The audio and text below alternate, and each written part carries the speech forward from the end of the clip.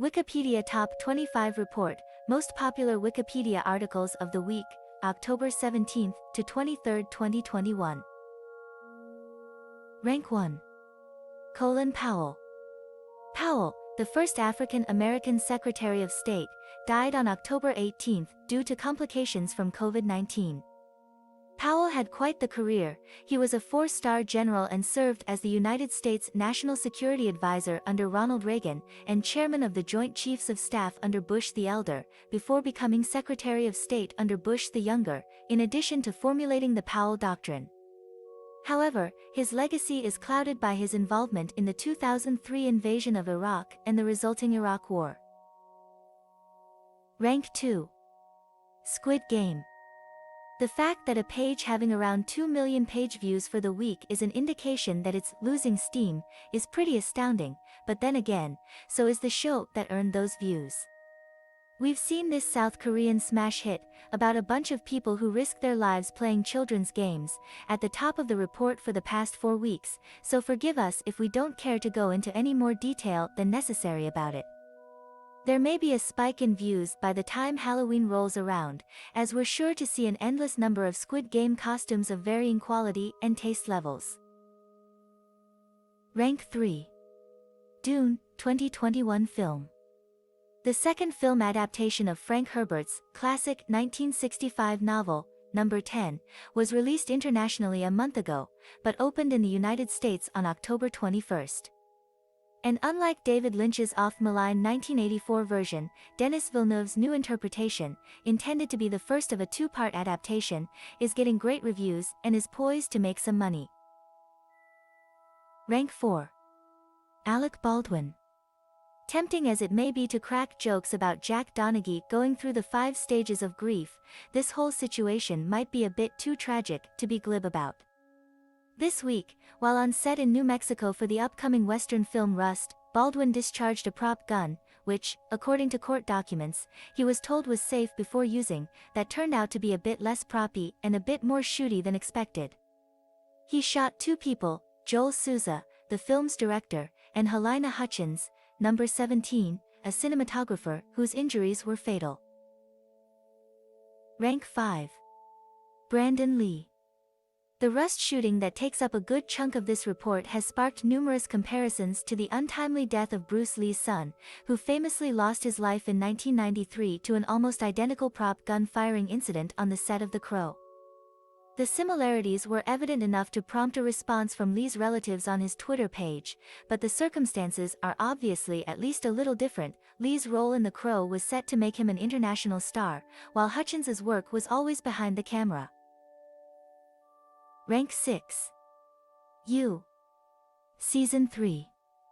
This Lifetime-turned-Netflix series about a stalker and serial killer named Joe Goldberg, played by Gossip Girl's gossip guy Penn Badgley, entered its 3rd season last week. It focuses on the relationship between him and Love, played by number 20, Victoria Pedretti, the object of his affection from season 2, to whom he gets married after learning that she's just as psycho as him.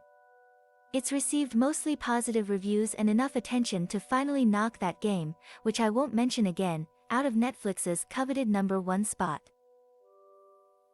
Rank 7. Deaths in 2021. Since sadly there's reminiscences of number 5, Brandon Lee's death, let's quote from The Crow soundtrack. "The end is all that's ever true, there's nothing you can ever say, nothing you can ever do." Rank 7. You. TV series. On a personal note, I never bothered making it past season 1 after having to deal with a cast of unbelievably unrootable for characters, including the main love interest/victim, Beck, whose entire role can be summed up in a satire YouTube video from Julia Finkelstein. Rank 9. Halloween Kills. Serial killer Michael Myers, or The Shape, in case you thought we were talking about the guy who voiced Shrek, returns to menace Laurie Strode in the 12th film of the Halloween series and the sequel to the 2018 soft reboot. Like its predecessor, the David Gordon Green-helmed slasher features Nick Castle and Jamie Lee Curtis reprising their roles from John Carpenter's legendary first Halloween from 1978. While the film is doing decent business at the box office, especially for an R-rated movie in the middle of a pandemic, reviews aren't as strong as they were in 2018, with critics finding it messy and not as fresh as its predecessor. Rank 10. Dune Novel. The source material for number 3, a philosophically challenging journey written by Frank Herbert about Paul Atreides and his home planet of Arrakis, where a life-extending drug and interplanetary travel fuel source known as melange, or spice, is harvested, also happens to be the best-selling sci-fi novel of all time. A number of sequels were written and, as mentioned above, it's also received some other critically panned adaptations over the years. Rank 11. Crown Jewel, 2021. WWE returned to Saudi Arabia after the cancellation of last year's events for, Rank 12. No Time to Die. MGM refused to let the 25th James Bond movie go to streaming unless someone paid $600 million for it.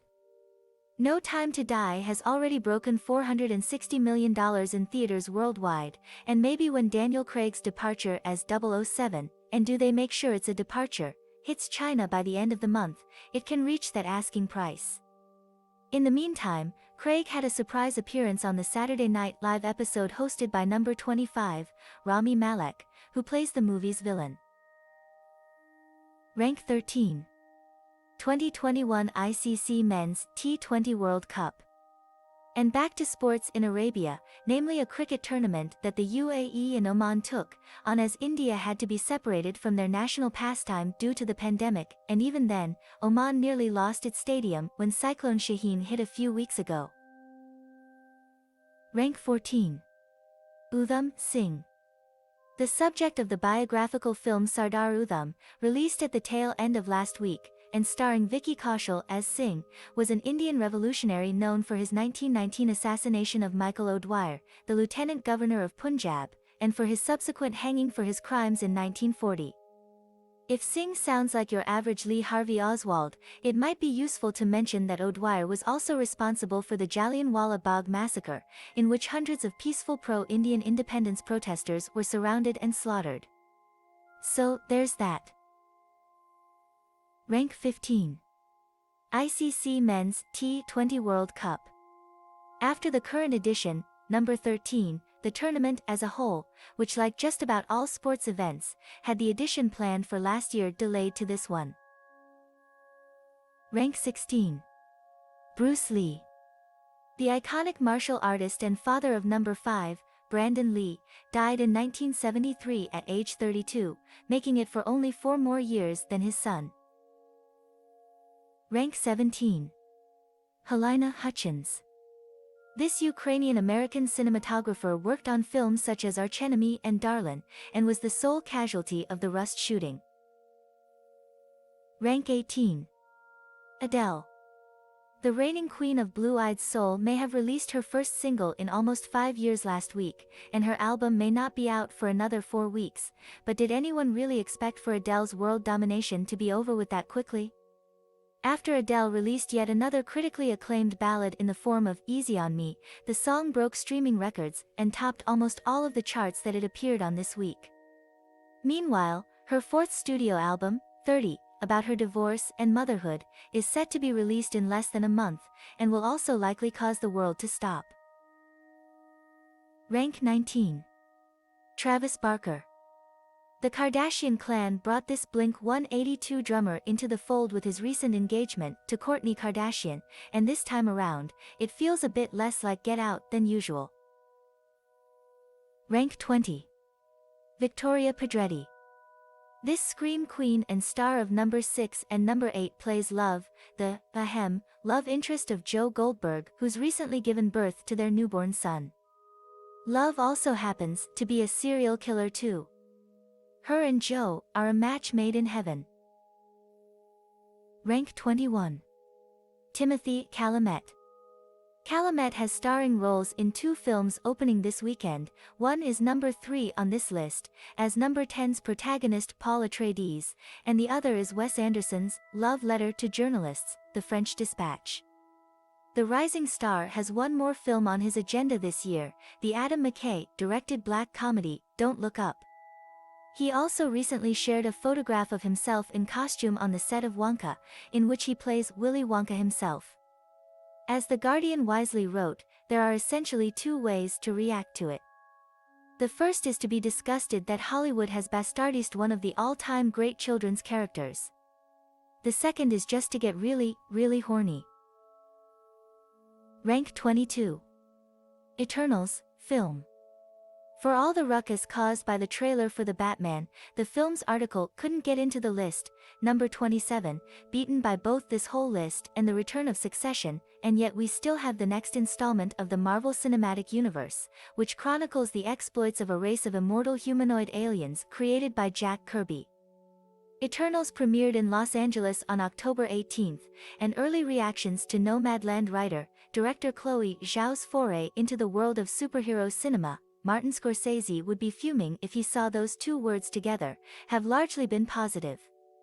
And if advance ticket sales are anything to go by, the film is poised to make a splash at the box office when it's released next month. Rank 23. Kanye West.